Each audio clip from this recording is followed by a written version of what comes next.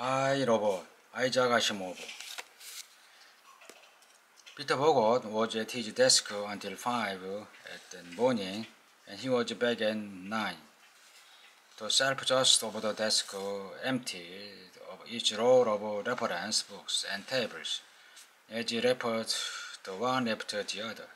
The page of calculation before him increased microscopically, and the crumbled sheet to his feet mounted into a sheet of scribbled paper.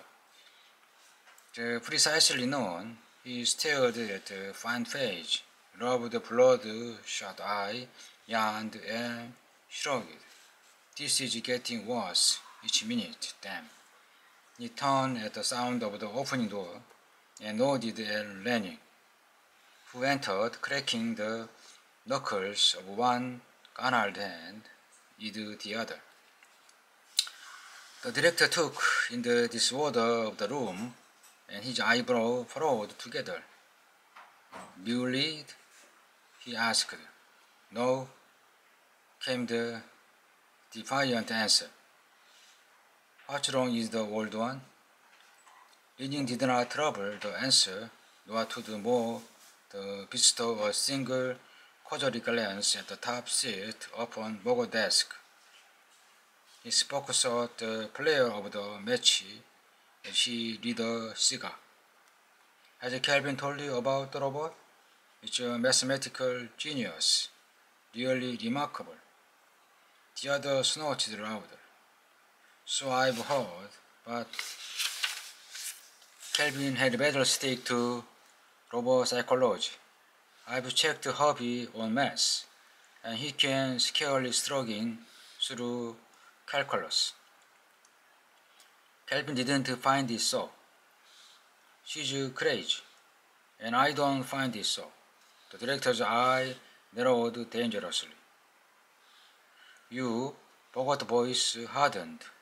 "What are you talking about? I've been putting Hobby through his paces all morning, and he can do tricks you never heard of." "Is that so? You sound skeptical." Lenin flipped a sheet of paper out of his vest pocket and unfolded it. "That's not my handwriting, isn't it?" Bogo studied the large angular notation covering the sheet. "Here did this, Hobby did this, right. And if you notice, he's been working on your time integration equation 22. It comes." Lenin tapped a yellow fingernail upon the last step. "To the identical conclusion I did, and in a quarter the time. I had no right to neglect the Ringer effects and positronic bombardment." "I didn't neglect it, for heaven's sake, Lenin. Get it through your head that would cancel out." "Oh, sure. You explained that you used to Mitchell translation equation, didn't you?" "Well, it doesn't apply." "Why not?" "Because you've been using hyper-imaginaries, for one thing." "What's that to do with?" "Mitchell's equation won't hold when—" "Are you crazy? If you reread Mitchell's original paper in the transaction of the far. I don't have to. I told you in the beginning that I didn't like his reasoning, and Hobby backs me in that."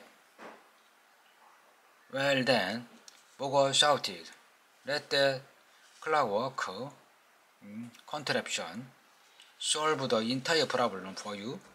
Why bother with non-essentials?" "That's exactly the point. Hobby can't solve the problem, and if he can't, we can't alone. I'm submitting the entire question to the National Board. It's gotten beyond us." Bogo's chair went over backward as he jumped up Arsenal, face crimson. You are doing nothing of the sort. Leaning flushed into his tone. Are you telling me what I can't do? Can't do? Exactly, was the gritty response. I've got a problem beaten, and you are not to be taken out of my hands. Understand? Don't you think I don't see through you? You desiccated fossil. You'd cut your own nose off before you'd let me get the credit for solving robotic telepathy. You are damned idiot, Bogot. And in 1 second, I'll have you suspended for insubordination. Insubordination, language royally trembled with fashion. Which is one thing you want to do, Lanning? You haven't any secret with your mind-reading robot around. So don't forget that I know all about your resignation. The action Lanning the cigar trembled and fell, and the cigar itself followed. What? What? Bogo chuckled nastily. And I'm the new director. Be it understood? I am very aware of that. Don't think I'm not? Damn your eyes, Lenny. I'm going to give the orders about here and there. Will be the sweetest mess than you've ever been in. Lenny found his voice and let it out with a roar. You are suspended, dear hair. Dear hair, you are relieved of all duties. You are broke. Do you understand? The smile on the other's face broadened. Now, what's the use of that? You are getting nowhere. I'm holding the trumps. All I know, you are resigned. Hubby told me, and he got it straight from you. Lanning forced himself to speak quietly. He looked at the old man with tired eyes peering from a face in which the red had disappeared, leaving the pasty yellow of age behind. I want to speak to Hubby. He can't have told you anything of that sort. You are playing a deep game, Bogot, but I'm calling your bluff. Come with me. Bogot shrugged. To see Hubby? Good. Damn good. It was also precisely at noon that Mr. Milton Ashe looked up from his clumsy sketch and said, You get the idea? I'm not too good at getting this down, but that's about how it looks. It's a honey of a house, and I can't get it for next to nothing. Susan Kelvin gazed across at him with melting eyes. It's really beautiful, she sighed. I've often thought that I'd like to. Her voice trailed away. Of course, as she continued briskly putting away his pencil, I've got to wait for my vacation. It's only 2 weeks off. But this hobby business has everything up in the air. His eyes dropped to his fingernail. Besides, there's another point, but it's a secret. Then don't tell me.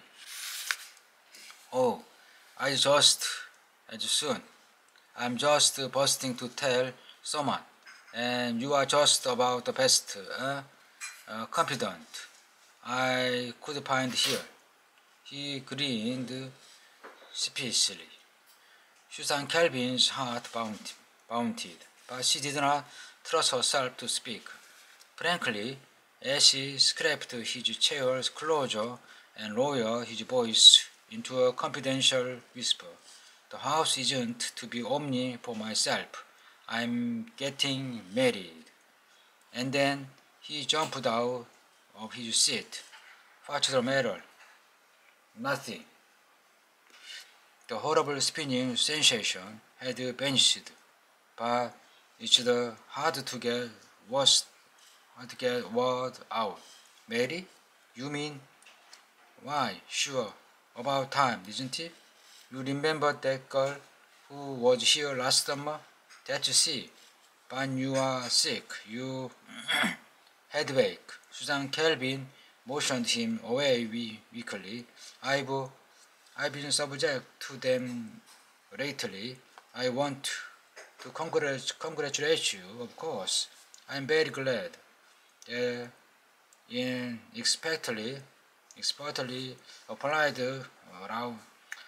Rauji made a pair of nasty red sports splotches upon her chalk-white face. Things had begun spinning again. Pardon me, please. The words were a mumble as she stumbled blindly out the door. It had happened with a sudden catastrophe of a dream, and it was a near horror of a dream. But how could it be? Herbie had said, and Herbie knew. She could see into minds.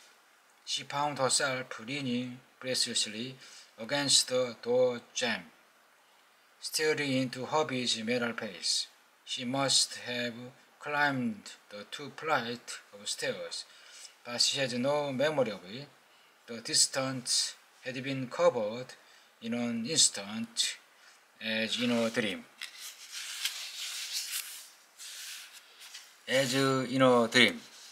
And still Herbie's unblinking eyes stared into hers, and there the lead seemed to explain into dimly shining, nightmarish globes. He was speaking. She felt a cold glass pressing against her lips.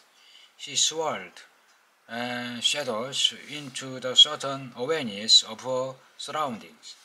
Still Herbie spoke, and there was agitation in his voice, as if he were hurt and frightened and pleading.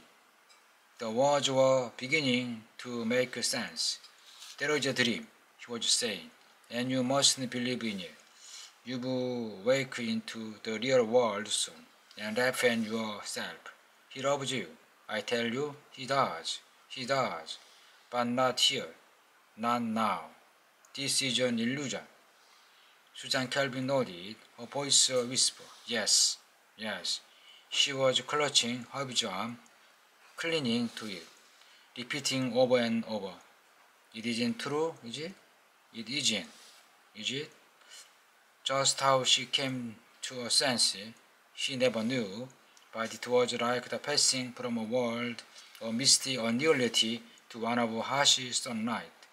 She pushed him away from her, clutched hard against the stiff arm, and her eyes were wide. What are you trying to do?